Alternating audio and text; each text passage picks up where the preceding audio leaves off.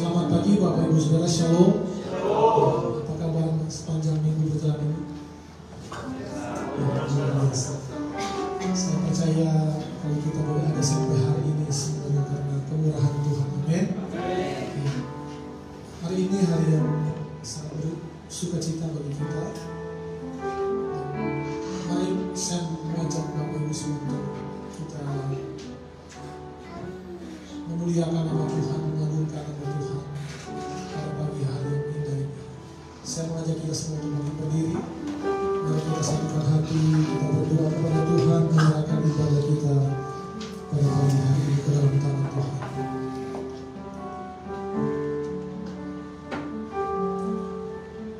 Kami naikkan pujian syukur, limpah terima kasih kepadamu Tuhan, yang adalah gembala kami yang baik, yang terus menyertai setiap kehidupan kami. Engkau yang terus Tuhan memelihara setiap keberadaan hidup kami sampai hari ini Tuhan. Engkau Tuhan membawa kami semakin hari semakin mengerti kepada kehendak-Mu. Dan inilah yang kami syukuri bahwa kami terus memiliki Tuhan di dalam hidup kami. Sungguh Tuhan Engkau gembala kami yang baik, takkan kekurangan kami Tuhan. Engkau membaringkan kami di pada rumput yang hijau. Engkau membimbing kami kepada air yang tenang. Engkau menyegarkan jiwa kami. Engkau menuntun kami kepada jalan oleh karena nama-Mu. Sekalipun kami berjalan dalam lembah kekelaman, kami tidak takut bahaya, sebab gadamu dan tongkat-Mu itulah yang menghibur kehidupan kami. Segala yang kami miliki dan keberadaan hidup kami Tuhan hanya oleh anugerah Tuhan saja. Terima kasih Tuhan buat pertolongan demi pertolongan yang kami boleh nikmati sampai hari ini. Pagi hari ini Tuhan kami datang kepada Tuhan, kami mau menaikkan pujian syukur kami kepada Tuhan, Allah kami yang dahsyat dan luar biasa, Tuhan yang menjadi penyelamat di dalam hidup kami. Biarlah Tuhan hadir di tempat-tempat ibadah kami pagi hari ini Tuhan. Sebab ibadah ini dibuat di sana hanya untuk kemuliaan nama Tuhan saja. Roh Kudus bekerja seluas-luasnya di dalam hati kami, di dalam ibadah pada pagi hari ini Tuhan. Urapi setiap kami yang melayani di altar-Mu yang kudus. Urapi setiap jemaat yang hadir Tuhan. Setiap jemaat dalam perjalanan, dalam persiapan Tuhan, Engkau tuntun langkah mereka. Tibakan di tempat ini untuk sama-sama kami memuji dan membesarkan nama-Mu. Terima kasih Bapa. Kami percaya hanya hadirat-Mu Tuhan yang memenuhi setiap kehidupan kami pagi hari ini. Inilah doa kami, inilah syukur kami. Kami memulaikan ibadah kami pagi hari ini hanya di dalam nama Tuhan Yesus Kristus. Haleluya. Amin. Silakan duduk kembali Bapak Ibu Saudara. Mari kita mengarahkan hati kita terus kepada Tuhan. Selama kami hidup, selama kami ada Tuhan, hanya nama-Mu yang kami tinggikan, kami agungkan. Hanya nama-Mu yang kami muliakan Tuhan Yesus. Kami mau bernyanyi dan bermazmur bagi Engkau pada pagi hari ini Tuhan. Dan pujilah nama-Mu Bapa di surga. Ya Tuhanku, aku hendak bernyanyi bagi-Mu selama aku hidup. Ya Allahku, aku hendak bermazmur bagi-Mu selagi ku ada. Inilah yang ku renungkan setiap waktu. Banyak pujian dan pengagungan kepadamu.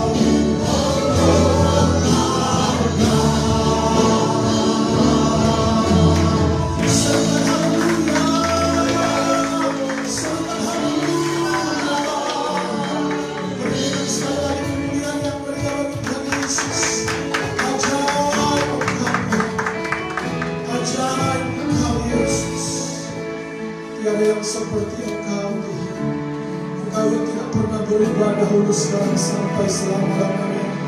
Kuasa-Mu tetap sama Tuhan. Dan kami percaya Tuhan Kau hadir di tempat ini. Kami lebih lagi memuji dan membesarkan nama-Mu. Mari yang siap memuji Tuhan bersama katakan amin. Haleluya. Berikan sekali lagi kemuliaan Tuhan. Haleluya. Kita boleh salam kiri salam kanan Bapak Ibu Saudara.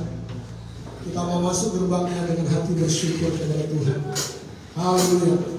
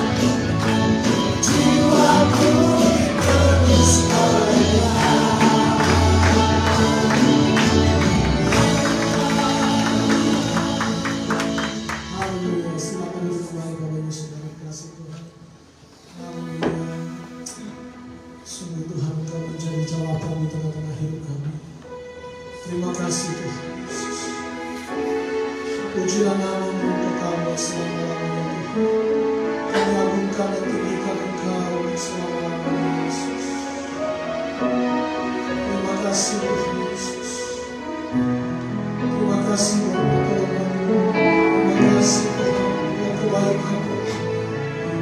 kasih setia yang kami berani bersama dalam Tuhan Yesus. Haleluya. Sekalipun aku dalam lembah gelap, ku tak takut sebab Kau besertaku. Sekalipun badai topan datang menerpa, ku tak gentar sebab Kau di sisiku. Aku percaya, aku percaya, berkat-Mu atasku melimpah, kebajikan kemurahan selalu mengikutiku. Ku puji, ku sembah Kau Tuhan. Sekalipun aku, haleluya Tuhan, sekalipun aku dalam lembah gelap, ku tak takut sebab Kau besertaku. Itulah iman kami Tuhan. Sekalipun badai topan datang menerpa, ku tak gentar sebab Kau di sisiku. Aku percaya, berkat-Mu atasku melimpah, kebajikan kemurahan selalu mengikutiku. Ku puji, ku sembah. Coba katakan aku percaya. Aku percaya, Yesus Tuhan, berkat-Mu atasku melimpah. Aku percaya Tuhan, kebajikan kemurahan selalu mengikutiku. Ku puji, ku sembah. Saya berdoa kepada Tuhan Yesus. Tuhan, terima kasih. Kami percaya berkat-Mu, berkat firman-Mu, waktu menyebabkan hidup kami pagi hari ini. Oh Tuhan Yesus, kami percaya kepada-Mu. Kami percaya ada sesuatu yang hilang menyebabkan hidup kami, Tuhan Yesus. Terima kasih Tuhan, terima kasih. Terima kasih Tuhan Yesus. Syukur kami bagi kasih setia-Mu. Anugerah-Mu besar. Terima kasih Tuhan Yesus. Terima kasih Tuhan Yesus. Aku percaya, aku percaya. Mari yakini Bapak Ibu Saudara. Berkat Tuhan melimpah bagi setiap kita. Berkat firman Tuhan yang indah, yang luar biasa menjadi bagian kita. Kebajikan, memberikan hikmat, memberikan kebajikan. Ku puji, ku sembah. Sekali lagi jemaat saya katakan, aku percaya. Yesus. Amin. Berkat-Mu atasku melimpah, kebajikan kemurahan selalu mengikutiku. Ku puji, ku sembah. Ku puji, ku sembah Kau Tuhan.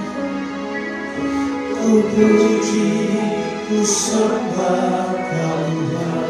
Ku puji, ku sembah. Ku puji, ku sembah Kau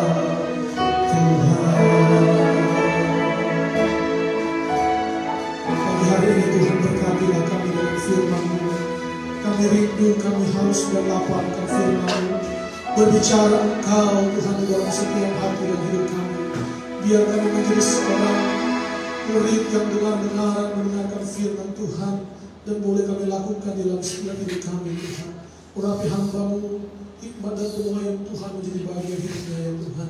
Terima kasih Tuhan, kami sambut firman Tuhan di dalam nama Yesus. Haleluya. Amin. Kita makin berdiri sekali lagi Bapak Ibu Saudara, kita mengucapkan karena Tuhan Rasul 2, 3.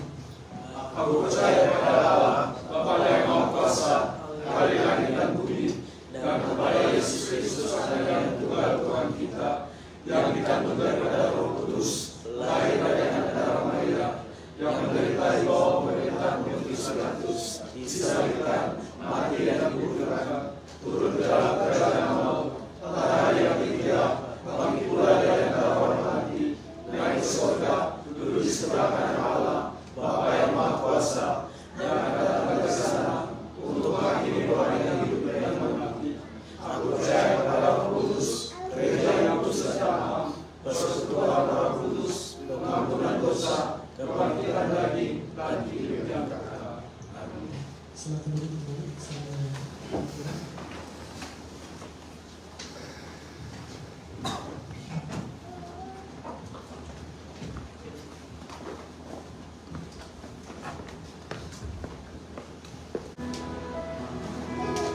Penyertaan-Mu sempurna, rancangan-Mu penuh rahmat, aman dan sejahtera, walau di tengah badai. Inginku selalu bersama, rasakan keindahan arti kehadiran-Mu Tuhan. Dari awal bersama-sama.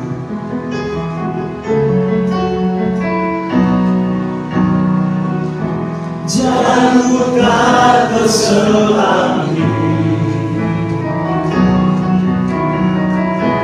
oleh setiap hati kami, namun satu hal ku percaya, ada rencana yang indah, tiada terduga kasih-Mu, heran dan besar bagiku.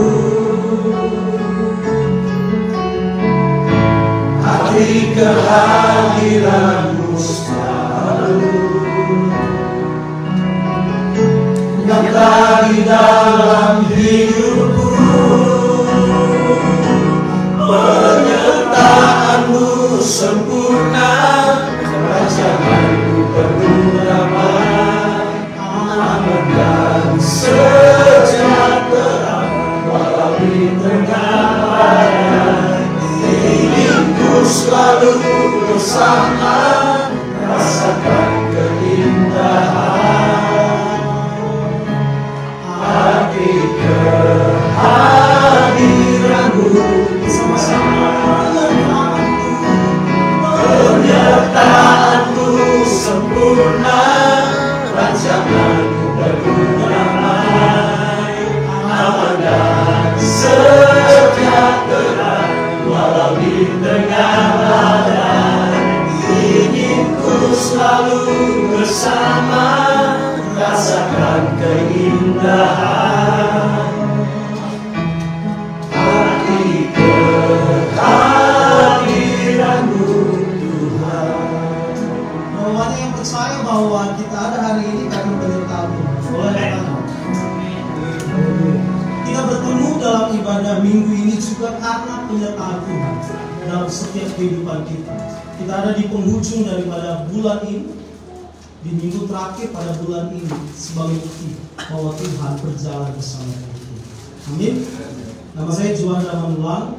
Saya datang dari Indonesia, tepatnya untuk saat ini saya ada di Kota Manado, Sulawesi Utara.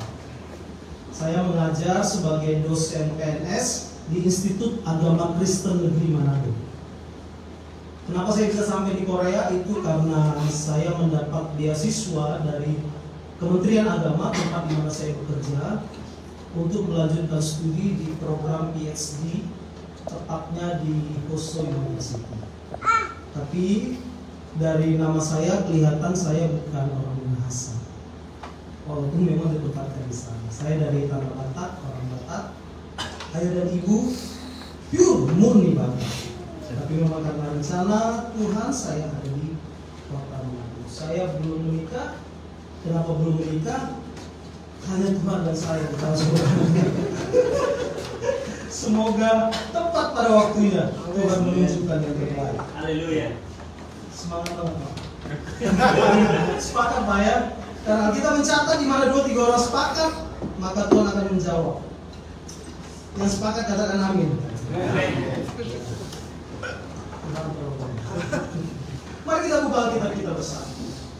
Hari ini saya ingin menyampaikan firman Tuhan dengan tema besar penyertaan Tuhan. Sama-sama bilang penyertaan Tuhan. Sekali lagi saya ulang, kita ada di penghujung daripada minggu ini, di bulan ini juga. Itu karena satu hal, yaitu Tuhan menyertai hidup kita. Saya percaya dalam satu keyakinan mutlak bahwa Tuhan yang kita sembah itu bukan Tuhan yang hanya duduk di singgasana di surga. Itu bukan Tuhan yang kita. Saya percaya bahwa Tuhan yang kita sembah, sekali lagi, dia bukan hanya Tuhan yang duduk di singgasana surga dan dia menatap kita dari atas ke bawah. Dan ketika kita susah, ketika kita menghadapi masalah, ketika kita menghadapi cobaan, dia hanya melihat dan menatap dan berkata, kasihan banget lu, dia bukan Tuhan surga. Alkitab mencatat Tuhan yang kita sembah adalah Tuhan yang berjalan bersama dengan umatnya. Alkitab yang kita baca dan kita renungkan dari perjanjian lama sampai pada perjanjian baru nantinya, ada satu komitmen Allah dalam setiap kehidupan dan eksistensinya, bahwa dia adalah Tuhan yang bergerak dalam sejarah umat manusia. Bahkan dia Tuhan yang berjalan mengelilingi setiap kehidupan umat manusia, bahkan umat-umat pilihannya, dan dia menuntun umat pilihannya pada satu tahap kepada tahap yang lain. Itulah Tuhan yang kita sembah. Suatu ketika di dalam Keluaran pasal 33, Musa berbincang dengan Allah. Pada waktu dia berbincang dengan Allah, dia berkata kepada Allah. Dia bangun suatu narasi retorika, di mana dia bertanya sekaligus dia memberikan jawaban terhadap pertanyaan itu. Dia bilang begini kepada Tuhan, Tuhan, apakah yang membedakan kami, umat pilihanmu ini, dengan bangsa lain? Setelah itu dia memberikan jawaban retorika. Dia bilang begini, bukankah karena engkau berjalan bersama dengan kami? Yang membedakan umat percaya adalah kita memiliki Tuhan yang berjalan bersama dengan kita. Sehingga pada waktu dalam perjanjian baru, dia melandaskan hal tersebut dengan satu konsep, satu kata yang kita sering dengar dengan istilah Immanuel. Tuhan beserta kita. Bilang sama sebelahnya, kamu disertai Tuhan. Bilang sama sebelahnya, yang di depan juga. Kita semua disertai Tuhan, amin. Siapapun kita, bagaimanapun bentuknya kita, apapun status sosial kita, ingatlah satu hal. Ketika kita percaya kepada Tuhan kita mengakui Yesus sebagai Tuhan dan Juru Selamat, yang adalah Immanuel itu, dia ada bersama dengan kita, bersemayam di dalam kita, dan dia bergerak di dalam kita, menuntun kita masuk dalam rencana yang mulia. Yang percaya katakan kami. Amin. Bilang sama sebelahnya, jangan pernah ragu, Tuhan menyertaimu. Jangan pernah ragu, Tuhan menyertai kita. Amin. Nah, hari ini saya ingin membawa kita kepada narasi ini, penyertaan Tuhan. Saya ingin membawa kita untuk melihat satu kisah dalam Alkitab, kisah perjanjian lama, di mana Tuhan menyertai satu tokoh Alkitab yang besar, yang menjadi bapa leluhur daripada bangsa Israel. Kejadian pasal 39, ayat yang pertama sampai ayat yang ke-6. Kita baca bergantian, saya baca ayat yang ganjil, ibu bapak, jemaat Tuhan membaca ayat yang genap. Saya mulai dari ayat 1. Di depan sudah ada tayangannya. Adapun Yusuf telah dibawa ke Mesir, dan Potifar, seorang Mesir, pegawai istana Firaun, kepala pengawal raja, membeli dia dari tangan orang Ismail yang telah membawa dia ke situ. Ibu bapak. Tetapi Tuhan menyertai Yusuf sehingga dia menjadi seorang yang selalu berhasil dalam pekerjaannya. Maka tinggallah dia di rumah tuannya, orang Mesir itu. Ayat 3, setelah dilihat oleh tuannya bahwa Yusuf disertai Tuhan dan bahwa Tuhan membuat berhasil segala sesuatu yang dikerjakannya, maka Yusuf mendapat kasih Tuannya, dan dia berkata dia, kepada Yusuf diberikannya kuasa atas rumahnya, dan segala miliknya diserahkannya pada kekuasaan Yusuf. Ayat 5, sejak ia memberikan kuasa dalam rumahnya dan atas segala miliknya kepada Yusuf, Tuhan memberkati rumah orang Mesir itu karena Yusuf, sehingga berkat Tuhan ada atas segala miliknya, baik yang di rumah maupun yang di ladang. Ayat 6 bersama-sama 2-3. Segala miliknya diserahkannya pada kekuasaan Yusuf, dan dengan bantuan Yusuf ia tidak usah lagi mengatur apapun selain dari makanannya sendiri. Adapun Yusuf itu manis sikapnya dan elok parasnya. Jika kita melihat narasi Alkitab yang kita baca, pada ayat kedua dan ayat yang ketiga ada kata yang sama diulang. Di dalam ayat 2, tetapi Tuhan menyertai Yusuf. Sama-sama bilang Tuhan menyertai Yusuf. Ayat 3, setelah dilihat oleh tuannya bahwa Yusuf disertai Tuhan. Ada dua pengulangan kata, Tuhan menyertai Yusuf, Tuhan disertai Yusuf. Artinya apa? Alkitab sedang mencatat dan menjelaskan bahwa Yusuf itu adalah orang yang disertai oleh Tuhan. Kemana dia melangkah, kemana dia berjalan, ada penyertaan Tuhan dalam kehidupan Yusuf. Sehingga apa? Sehingga ada hal yang dijalani oleh Yusuf karena dia berjalan bersama dengan Tuhan, maka dia akan menemukan hal-hal yang luar biasa dalam hidupnya. Dan hari ini saya ingin mengajak kita setidaknya merenungkan ada 3 hal yang kita maknai dari kisah narasi Alkitab ini. Siapa orang yang disertai oleh Tuhan? Sama-sama tanya sama sebelahnya, siapa orang yang dimaksud? Ayo ditanya sebelahnya, siapa orang yang dimaksud? Pak, boleh Pak? Yang menulis di situ aja Pak. Siapa orang yang disertai Tuhan? Nah, hari ini di ayat yang pertama saya baca bagi kita. Adapun Yusuf telah dibawa ke Mesir, dan Potifar seorang Mesir, pegawai istana Fir'aun, kepala pengawal raja, membeli dia dari tangan orang Ismail yang telah membawa dia ke situ. Ayat 1, adapun Yusuf, sama-sama bilang Yusuf. Yang disertai Tuhan pada ayat ini, pada narasi yang kita baca, itu bernama Yusuf. Siapa Yusuf? Kalau kita lihat ke belakang, maka Yusuf adalah salah satu dari 13 anak dari orang tuanya yang pada masa itu ada. Yusuf itu anak dari 13, 12 laki-laki plus 1 perempuan, jadi 13. Ini yang menjadi suku bangsa Israel nantinya. Yusuf itu anak yang paling dimanja oleh keluarganya, anak yang paling mendapat perhatian khusus dari ayahnya, dari ibunya. Dia anak yang mendapatkan perlakuan istimewa.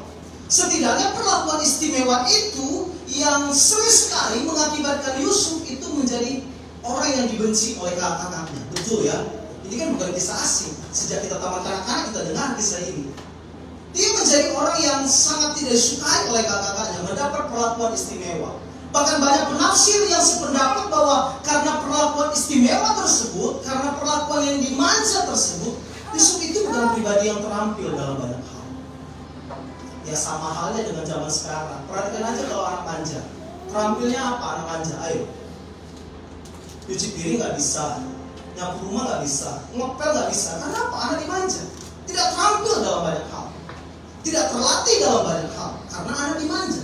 Demikian pun Yusuf.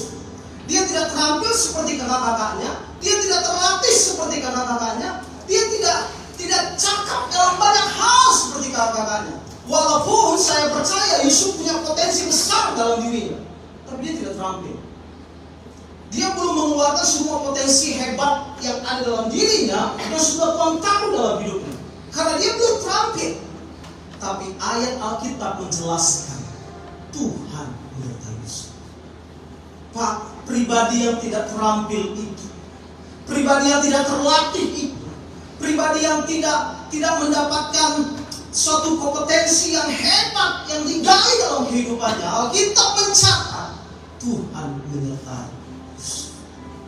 Pelajaran pertama yang kita dapat dari kisah ini, siapakah pribadi yang disertai oleh Yusuf? Next. Ini yang pertama. Bu. Tayang ya. Siapakah orang yang disertai oleh Tuhan? Yang pertama, Bu. Kan muncul ya. Sama-sama baca. 2, 3. Orang yang disertai Tuhan adalah orang biasa, Pak.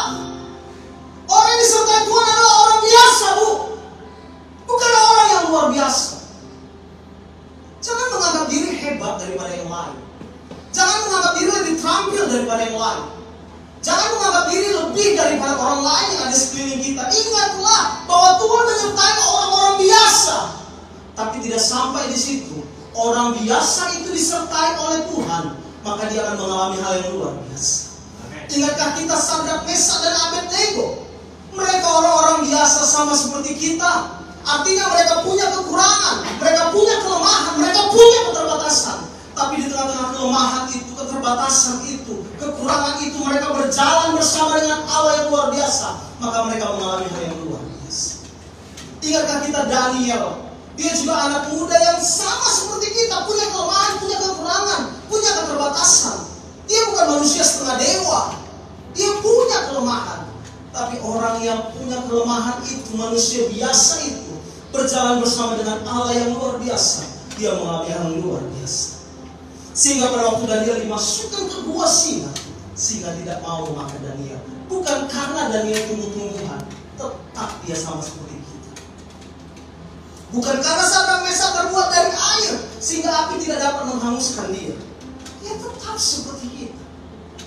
Punya kelemahan, punya kekurangan, punya keterbatasan. Tetapi dia sadar betul siapa Tuhan dalam hidupnya. Dan siapa dia di hadapan Tuhan. Itulah orang-orang biasa. Orang yang menyadari apa yang dia miliki, apa yang dia punya itu bersumber dan berasal dari Allah. Apa yang ada menjadi keberadaannya hari ini, itu semua karena kebaikan Tuhan. Bukan karena kuat dan gagah, tapi karena penyertaan Tuhan. Bukan karena kecakapan yang kita miliki, tapi karena tangan Tuhan. Bukan karena kekuatan yang kita punya, tapi karena kasih karunia Tuhan. Itu yang harusnya kita bangun dalam hidup kita. Sehingga kita orang-orang yang disertai oleh Tuhan. Bilang sama sebelahnya, kamu manusia biasa. Bilang sama sebelahnya, manusia biasa. Bilang punya kelemahan, Ngana punya kelemahan, bilang Ngana punya kekurangan, Ngana punya keterbatasan. Bukan manusia setengah dewa. Saya pun punya kelemahan, saya punya kekurangan, saya punya keterbatasan. Tapi ketika semuanya saya sadar betul siapa Tuhan dalam hidup saya, Tuhan yang luar biasa itu menyertai saya, maka saya pun akan mengalami yang luar biasa. Amin. Amin. Bilang sama sebelahnya, ingatkan dia, bukan kamu yang dimaksud. Maksudnya bukan kamu yang dimaksud sombong. Pak, Bu, gak usah sombong di hidup ini ya. Bilang sama sebelahnya, bukan kamu yang dimaksud. Pak, gak usah sombong, gak usah angkuh. Sekali orang dipenuhi dengan kesombongan, saya sudah bingung kenapa sih orang sombong. Ada 3 ciri orang sombong, lihat wajah sebelahnya. Kemana kamu yang dimaksud? Lihat ciri orang sombong. Yang pertama, orang sombong itu adalah orang yang sangat sulit dikasih masukan. Itu orang sombong. Sulit dikasih masukan. Kasih masukan ini, kasih masukan ini, gak terima gitu. Karena menurut dia manusia yang paling benar di muka bumi ini. Itu bagi orang sombong. Dia manusia yang paling benar. Dia gak bisa kasih ke orang siapapun gitu. Sehingga cenderung karena dia merasa dirinya paling benar, tukang kritik jatuh-jatuhnya. Ada tukang kritik di sini katakan? Enggak ada ya. Enggak ada yang mau ngaku ya. Yang nunduk nggak usah nunduk, ketahuan. Siapa tukang kritik nunduk? Iya ketahuan. Nggak usah ketahuan, tegak aja gitu. Ngobrol bego. Bukan saya maksud. Pak Pur, orang sombong cenderung seperti itu. Sukanya mengkritik gitu ya. Kemudian apa itu ini? Pendeta naik mobil bagi orang kritik salah. Bagi orang sombong salah tuh, pendeta naik mobil. Apa itu pendeta naik mobil? Jemaatnya naik angkot, naik becak, naik gojek, iya naik mobil, makan uang persembahan. Salah.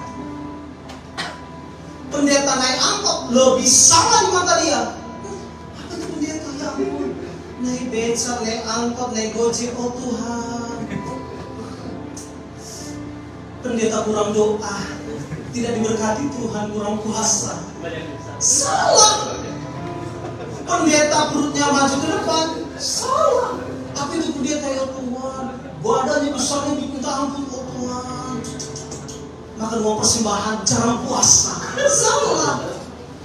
Mohon maaf ya, kalau pendeta agak kurus gitu ya, agak slim dikit gitu ya, sama juga sama Tuhan kritik. Iya itu pendeta, Tuhan yang nggak makan kali, oh Tuhan, kasihan jangannya, oh Tuhan, nggak ada diberkati Tuhan, tidak diberkati, kurang doa, kurang beriman, sama Tuhan kritik. Pendeta pakai baju jelek, salah sama Tuhan kritik, sama orang sombong. Pendeta sekeren saya, salah juga di mata mereka. Itu paling uang gereja yang dia makan. Stop, saya bukan makan uang gereja. Saya sering bilang sama jemaat, Pak, Bu, jemaat tolong ya, bos hati saya makan uang gereja, PNS, kita makan uang gereja. Saya bukan full timer di gereja. Saya melayani dari satu mimbar ke mimbar yang lain, korban dari satu gereja ke gereja yang lain. Tapi bukan berarti saya makan uang gereja. Saya bilang stop ya, ini just belinya di Cabo. Cabo. Ada yang tahu Cabo di sini? Banyak ya? Tahu semua. Masternya. Oh masternya. Oh ada semua. Ini belinya di Cabo. Ini belinya baru 2 minggu yang lalu sih. Kebetulan mau pelayanan Pak ya. Saya lihat ada Cabo kok keren banget nih. Gitu ya. Cocok juga ya, belilah. Aku jangan jadi orang sombong, sulit menerima masukan. Yang kedua, orang sombong itu selalu saja bukan hanya sulit menerima masukan, paling tidak orang sombong itu adalah sulit mendapat sahabat. Dia coba hitung-hitung, mana lebih banyak musuh atau sahabat kita? Kalau lebih banyak musuh daripada sahabat, dapat dipastikan kita orang paling sombong di muka bumi. Coba hitung-hitung sendiri. Dan yang ketiga, biasanya orang sombong itu curiga, sama-sama bilang curiga. Kita harus ngomong banget, curiga gitu ya. Biasanya itu ibu-ibu ada berapa orang sendiri, oh curiga. Kalau ada ya tiba-tiba, ses, bentar lah ses, utang manggil. Belum tentu dia mau minjam uang, masa curigaan lah. Bisa aja dia panggil, ses, bentar lah ses, ini ada berkat, ada makanan. Kemarin kita lagi baru pengucapan di Ninsel, ini baru pengucapan, ada makanan. Karena dia mau undang makan ke rumah, kenapa kita harus curiga? Aduh pasti mau pinjam duit, oh Tuhan, sudah coba. Problemnya tak dengar kita. Masa curigaan? Lihat orang curigaan, lihat apa curigaan? Apa dikit curiga, lihat orang. Sudah orang. Stop. Jadilah orang biasa. Orang yang sadar betul siapa Tuhan dalam hidup. Orang yang sadar betul siapa dia di hadapan Tuhan. Semua yang kita punya, semua yang kita miliki, segala kompetensi yang ada yang kita miliki, segala kekayaan yang ada yang kita miliki, apapun namanya itu, bukan untuk disombongkan, bukan untuk diangguhkan, tapi untuk disyukuri. Sehingga pada waktu kita mau dan tahu, sadar betul siapa kita dan siapa Tuhan dalam hidup kita, maka pada saat itu pula Tuhan yang besar itu, Tuhan yang luar biasa itu akan menyertai hidup kita. Dan ketika kita disertai oleh Dia, maka lihatlah, engkau akan menemukan dan melihat ada perkara besar dan ajaib yang tidak pernah kau pikirkan, tidak pernah timbul dalam hatimu, tidak pernah kau lihat. Tuhan sediakan bagi engkau dan saya. Amin. Yuk kita nyanyi dari E tadi. Mainnya di E terus Pak ya. Penyertaanmu sempurna, rancanganmu penuh damai, ada sejahtera walau di tengah badai. Inginku selalu bersama, rasakan keindahan arti kehadiranmu Tuhan. Saya mengutip satu pernyataan dari seorang teolog namanya Lewis. Boleh ditayangkan slide-nya. Saya mengutip pernyataan yang pernah dia sampaikan dalam tulisannya. Dia berkata seperti ini, Tuhan mengizinkan, bisa dibantu saya? Ini tadi sudah ya, oke. Tuhan mengizinkan kita mengalami titik rendah kehidupan untuk mengajarkan kita pelajaran yang tidak bisa kita pelajari dengan cara lain. Tuhan izinkan kita ada di titik terendah dalam kehidupan kita untuk mengajarkan kita pelajaran yang tidak bisa kita pelajari dengan cara lain. Caranya untuk mempelajari itu adalah titik terendah tersebut. Untuk apa? Untuk kita sadar siapa kita di hadapan Tuhan. Dan siapa Tuhan dalam hidup kita. Kita harus masuk dalam titik terendah. Yusuf masuk dalam titik terendah dalam kehidupannya. Dia harus dimasukkan ke sumur. Setelah itu dia diangkat oleh kakak-kakaknya. Dia harus dijual ke orang Ismail. Setelah itu orang Ismail jual dia ke Potifar. Tidak hanya sampai di situ. Dia harus masuk ke penjara. Untuk dia masuk ke dalam titik terendah dalam hidup.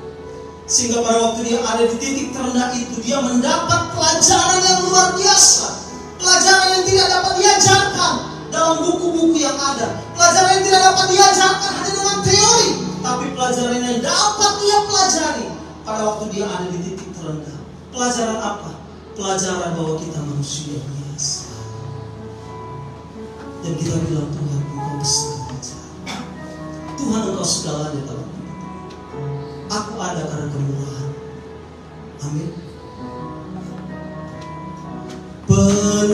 Penyertaan-Mu sempurna, rancangan-Mu penuh damai, aman dan sejahtera, walau di tengah badai.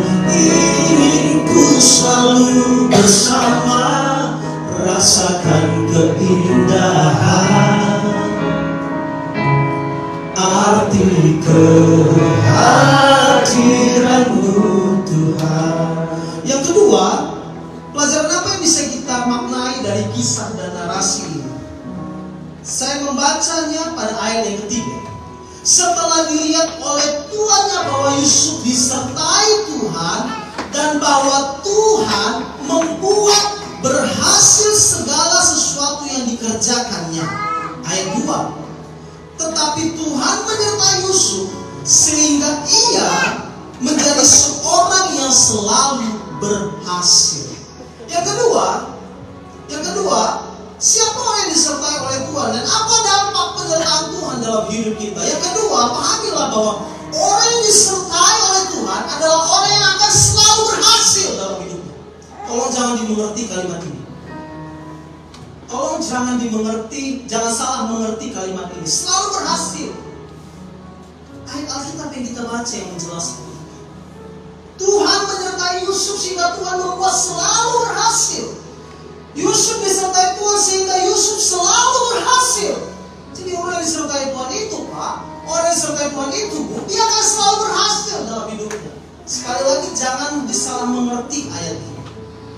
Berarti selalu berhasil, disertai Tuhan kita selalu berhasil, kita bebas dong dari namanya tanggung jawab, kita bebas dong dari namanya godaan, kita bebas dong dari masalah, kita bebas dong dari beban, kita bebas dong dari segala sesuatu yang menghimpit kita. Bukan itu artinya.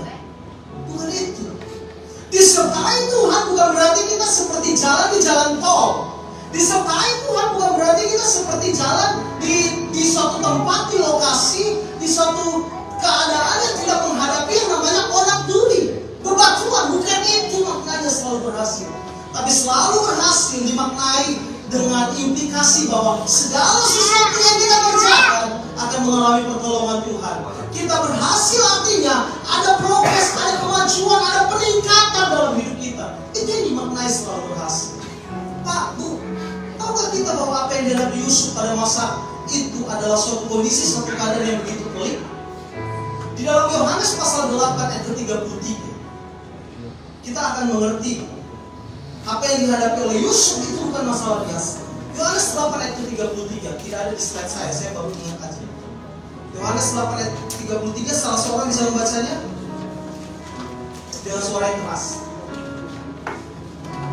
Bisa? Yohanes pasal 8 ayat 33. Satu orang aja bisa baca. Ayat 33.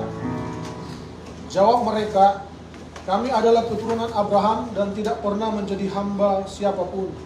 bagaimana engkau dapat berkata kamu kan merdeka? Oke. Jadi kisah ini, ayat ini adalah ayat di mana pada waktu Yesus bersama dengan murid-muridnya, Yesus mengajar pada masa itu.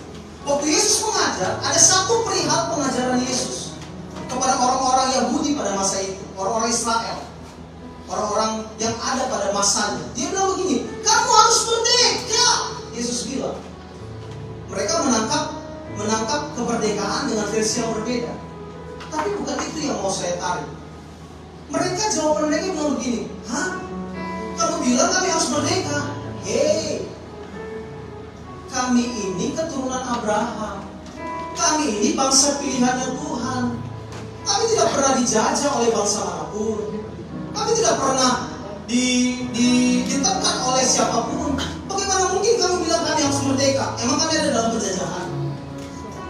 Pak Bu, penjajahan di zaman Alkitab itu suatu kondisi, suatu keadaan yang paling tragis. Artinya apa? Bangsa Israel punya keyakinan bahwa mereka milik kepunyaannya Tuhan, tidak pernah dijajah, tidak pernah diperhamba oleh siapapun. Benarkah keyakinan itu? Salah. Buktinya nih, leluhur mereka yang bernama Yusuf pernah menjadi budak di Mesir lah. Bahkan mereka pernah dijajah. Mereka pernah jadi budak 430 tahun di Mesir. Belum lagi pernah mereka dibawa ke Babel selama 70 tahun. Tapi pemahamannya, mindset mereka selalu gitu. Kami kan umat pilihannya Tuhan, tidak pernah dijajah. Untuk apa dibilang kami merdeka? Sadar loh. Mereka pernah menjadi orang jajahan. Mereka pernah diperhamba. Bahkan leluhur mereka pun diperhamba. Leluhur mereka salah satunya adalah Yusuf, menjadi budak Potifar di rumahnya. Artinya apa? Artinya kondisi yang dihadapi Yusuf itu bukan kondisi biasa, Pak. Artinya kondisi yang dihadapi Yusuf itu bukan kondisi biasa, Bu. Dia ada dalam suatu tekanan. Bahkan dia itu menjadi budak belian. Dia dibeli dari tangan orang Ismail. Jenis budak pada zaman PL itu ada dua setidaknya. Budak belian dan budak tawanan. Budak belian itu budak yang diperjualbelikan. Sedangkan budak tawanan itu budak hasil jarahan perang. Saya perang dengan bangsa ini, saya menang, semua penduduknya saya bisa rampas jadikan budak saya. Itu budak tawanan. Tapi ada budak belian yang diperjualbelikan. Yusuf budak belian. Dia tidak punya harga diri lagi, dia tidak punya hak atas hidupnya. Dia bisa dibunuh, dia bisa diperjualbelikan kembali, dan dia bisa dianiaya. Karena gak punya harga diri. Pak Bu, yang paling hina di muka bumi ini kan ketika kita gak punya harga diri, gitu. Kita bisa kaya, kita bisa punya kekayaan, punya gelar intelek yang cukup, punya gelar yang sangat banyak sampai salib. Kalau kita meninggal ya kan salibnya terlalu panjang gitu, saking gelar yang begitu panjang. Kita bisa punya, tapi kalau kita nggak punya harga diri, gimana ya? Kalau harga diri kita diinjak-injak, gimana ya? Masih sanggup di muka bumi.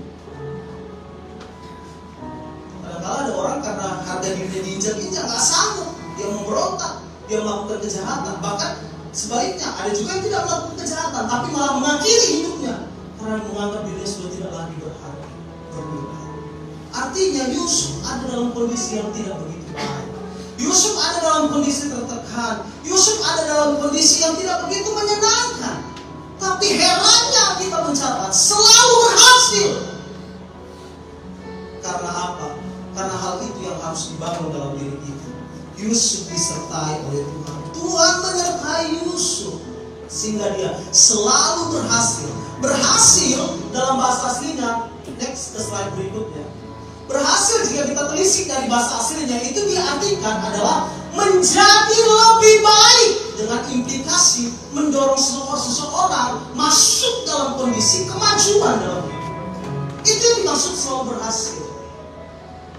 Misalnya dari SD ya, SD naik ke SMP, berarti berhasil dia waktu itu. SMP masuk ke SMA, berhasil dia berarti. SMA naik ke universitas, berhasil dia. Kira-kira begitu, itu contoh dalam studi ya. Contoh lain Bapak Ibu bisa aplikasikan dalam diri Bapak Ibu. Kemajuan apa yang Bapak Ibu sudah alami selama ini berjalan bersama dengan Tuhan? Bukankah itu menunjukkan bahwa Tuhan berjalan bersama dengan kita? Bahwa kita disertai oleh Tuhan karena kita punya kualitas hidup yang menjadi lebih baik bahwa sesuatu yang lebih baik itu mendorong kita masuk dalam satu konsep kemajuan. Sehingga kita akan mampu berkata, saya sukses hari ini karena pertolongan Tuhan.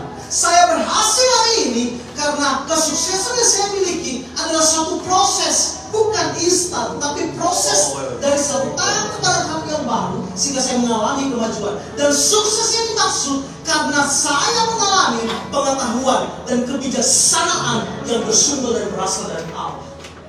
Kalau saya bisa bekerja hari ini di Korea, itu karena pengetahuan dan kebijaksanaan oleh Tuhan. Artinya saya pun sudah sukses, saya pun sudah berhasil, saya pun disertai oleh Tuhan. Amin. Siapa yang waktu masuk di Korea ikut ujian, angkat tangan. Nah, udah berhasil kan? Iya. Siapa yang sampai hari ini sudah lebih dari 2 tahun di Korea, angkat tangan. Sudah lebih dari 2 tahun. Semuanya lebih. Artinya kan sudah berhasil. Jadi ayo kita pahami konsep ini, bahwa kita selalu berhasil. Bilang sama sebelahnya, kamu disertai Tuhan. Kamu selalu berhasil, bilang. Ya, jadi apapun tantangannya, apapun cobaannya, apapun rintangannya, ingatlah kita selalu berhasil. Amin. Kita selesaikan hari ini persoalan kita selesaikan hari ini masalah kita selesaikan hari ini tantangan kita, karena kita memperoleh pengetahuan dan kebijaksanaan dari Allah, karena kita tahu pertolongan Tuhan tepat pada waktunya, karena kita tahu Tuhan menyertai hidup kita dan membawa kita kepada kemajuan demi kemajuan, sehingga kita menjadi pribadi yang berhasil. Amin. Aku ada saat ini, semuanya karena kasih-Mu. Aku hidup hari ini, semua berkat kemurahan-Mu. Terima kasih Yesus, Engkau sangat baik, teramat baik. Aku ada saat ini, semuanya karena kasih-Mu. Aku hidup hari ini, semua berkat kemurahan-Mu. Terima kasih Yesus, Engkau sangat baik, teramat baik bagiku. Yang ketiga, yang terakhir, saya akan tutup di sini. Pelajaran apa yang dapat kita maknai dari kisah ini? Pribadi yang disertai oleh Tuhan. Ayat 6 kita baca sama-sama yuk. Ayat 6 kita baca bersama-sama pada hitungan ketiga. 2, 3. Segala miliknya diserahkannya pada kekuasaan Yusuf, dan dengan bantuan Yusuf ia tidak bisa lagi mengatur apa-apapun selain daripada makanannya sendiri. Adapun Yusuf itu manis sikapnya dan elok parasnya. Yang ketiga, siapa orang yang disertai oleh Tuhan? Dari kisah ini saya mengutip pada kalimat terakhir dari ayat 6. Adapun Yusuf itu manis sikapnya dan elok parasnya. Orang yang disertai oleh Tuhan adalah orang yang memiliki sikap yang manis. Sama-sama bilang, manis sikapnya. Manis sikapnya. Kalau kita kembali kepada kehidupan Yusuf pada waktu dia ada di rumah orang tuanya, kita kembali, kita ingat ya, Yusuf. Siapa Yusuf di rumah orang tuanya? Yusuf mendapat perlakuan istimewa. Dia menyombongkan diri. Oh, dia bilang sama kakak-kakaknya, dia angkuh banget, arogan banget. Ini baju baru. Kakaknya emosi, naik ubur-ubur. Ini anak kata diri.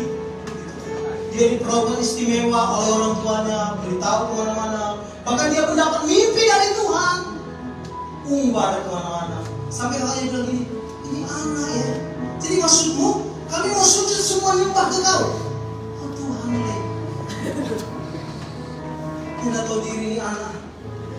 Itu Yusuf dulu.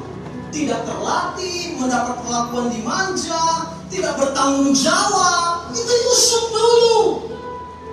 Itu Yusuf pada waktu ada di rumah orang tuanya. Tapi pada waktu dia mengalami proses Tuhan, dia dibuat selalu berhasil. Ayat ini mencatat, Yusuf itu manis sikapnya. Artinya hari demi hari Yusuf memperbaharui kehidupannya. Manis sikapnya dalam bahasa aslinya diartikan sebagai satu pribadi, satu keadaan, kondisi dalam diri seseorang di mana dia sangat menarik hati. Itu Yusuf sangat menarik hati, sehingga Potifar, Alkitab mencatat, tidak usah lagi mengatur apa-apapun. Sehingga Potifar bilang begini, aduh ini anak ya, banget nih Yusuf, sudah biar dia ngatur semua, tinggal makananku aja yang aku atur. Gak sampai di situ. Waktu dia masuk dalam penjara pun, Alkitab mencatat kisah yang sama. Kepala penjara tidak lagi mengatur penjara, karena ada Yusuf. Sejak kapan ada tahanan mengatur tahanan, tahanan ngatur tahanan, babu ngatur babu, gitu ya? Berarti kepala babu dominan gitu. Sejak kapan ada begitu? Karena Yusuf punya sikap yang manis, menarik hati. Ini bukan hanya tentang muka, tentang senyuman, tentang perkataan, bukan hanya tentang itu, tapi tentang semua hal dalam diri Yusuf. Tentang tanggung jawab, tentang karakter yang manis sikapnya. Dan manis sikapnya diartikan juga suatu kondisi, suatu keadaan yang indah dan menyenangkan. Karena Yusuf, Potifar tidak mengatur apapun selain makanannya. Karena Yusuf, kepala penjara, tidak mengatur apapun selain dirinya sendiri. Karena Yusuf, maka raja pada masa itu, Fir'aun, tidak lagi mengatur ketika terjadi 7 masa kelimpahan dan 7 masa kesukaran, kelaparan. Maka Fir'aun tidak lagi mengatur apapun di Mesir, karena ada Yusuf. Karena Yusuf manis sikap. Slide selanjutnya. Maksudnya apa manis sikap? Maksudnya Yusuf memiliki karakter ilahi dalam diri. Proses dalam hidupnya, tekanan yang dia hadapi, membawa dia semakin murni, semakin indah. Memang dalam ayat itu tidak ada ditulis karakter ilahi, karena memang kata karakter ilahi tidak ditemukan dalam perjanjian lama. Tapi bukan berarti dia tidak memiliki itu. Dia memiliki manis sikapnya, menunjukkan suatu keadaan, satu kondisi di mana Yusuf hari demi hari, waktu demi waktu, menjadi pribadi yang sangat menyenangkan, menjadi pribadi yang semakin indah di hadapan Tuhan dan juga di hadapan para sesama. Dari mana kita tahu? Perhatikanlah pada waktu dia dirayu oleh istri Potifar. Apa yang dia lakukan? Dia bukan lari mendekat dan bilang begini, "Tante, terima kasih buat ajakannya." Manjo. Bukan begitu. Yusuf lari menjauh. Karena dia manis. Dia menyenangkan hati Bapa. Dia membangun dirinya dari hal-hal kecil dan sederhana untuk memiliki karakter ilahi. Karakter ilahi maksudnya apa?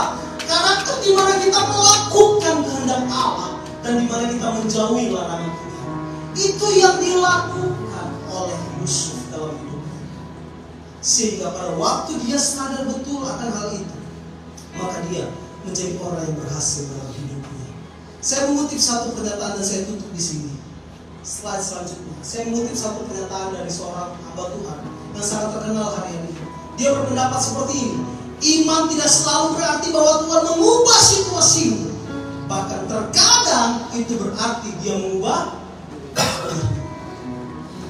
Yusuf diubahkan oleh Tuhan lewat keadaan-keadaan pelik. Ingatlah, penyertaan Tuhan harus membawa kita semakin dewasa rohani. Penyertaan Tuhan harus membawa kita semakin elok, indah di hadapan Tuhan, dan indah pula di hadapan sesama. Sehingga kehadiran kita menjadi kehadiran yang membawa berkat bagi orang lain. Kita dinantikan oleh orang lain, keberadaan kita ditunggu oleh orang lain. Karena kita menjadi berkat, karena kita indah, karena kita diubahkan oleh Tuhan menjadi sempurna seperti Yesus. Amin. Ingatlah 3 hal. Slide selanjutnya, saya tutup di sini. Baca sama-sama 2, 3. Saya merasa selalu berhasil dan memiliki karakter ilahi. Mari kita bagi berdiri bersama-sama. Saya mengajak kita untuk menyanyi satu lagu.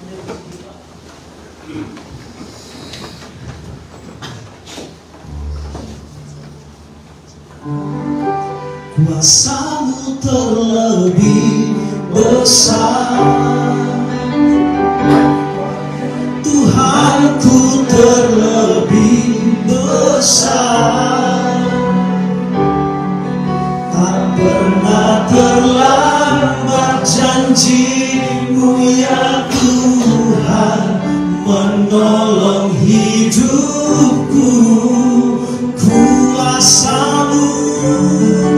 Kuasa-Mu terlebih besar. Kami berdoa yang besar, Tuhanku terlebih besar, tak pernah terlambat janji-Mu ya Tuhan, pulihkan hidup. Saya minta semua pemain musik, mari bersama-sama. Kuasa-Mu terlebih besar. Kami punya Tuhan, terlebih besar, tak pernah terlambat, tak pernah terlambat janji-Mu ya Tuhan, menolong hidupku. Kuasa-Mu terlebih besar. Kami punya Tuhan, terlebih besar, tak pernah terlambat janji-Mu ya Tuhan, pulihkan hidupku. Ku percaya, kami percaya, ku percaya. Kau bekerja,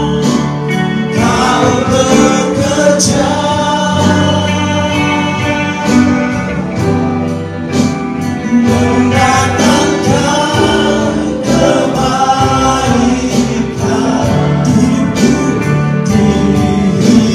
hidupku. Ku percaya,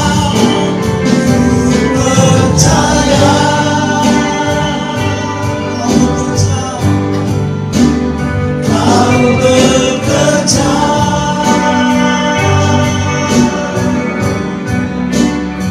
mendatangkan kebaikan, mendatangkan kebaikan.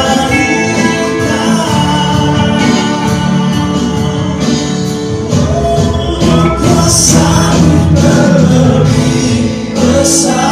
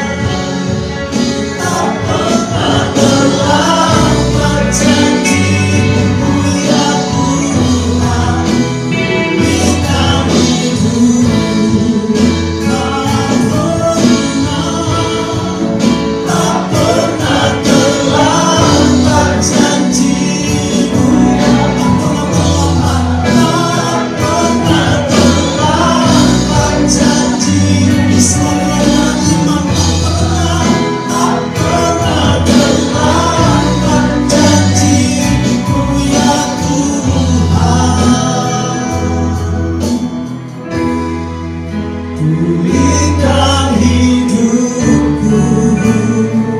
Kasih tepuk tangan yang terbaik buat Tuhan. Haleluya. Selamat haleluya. Haleluya. Haleluya. Biar firman yang kami dengar siang ini yang disampaikan dengan sangat sederhana, termaterai dalam pikiran kami, hati kami, dalam roh kami, sehingga setiap kami bergerak masuk dalam setiap rencana yang mulia.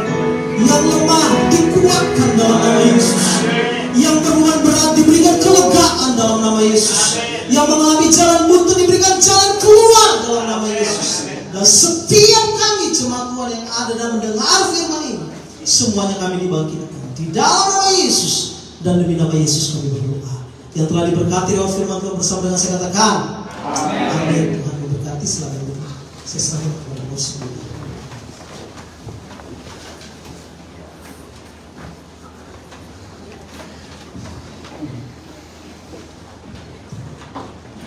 Puji Tuhan, Bapak Ibu Saudara, saya percaya kita semua diberkati Tuhan, amin.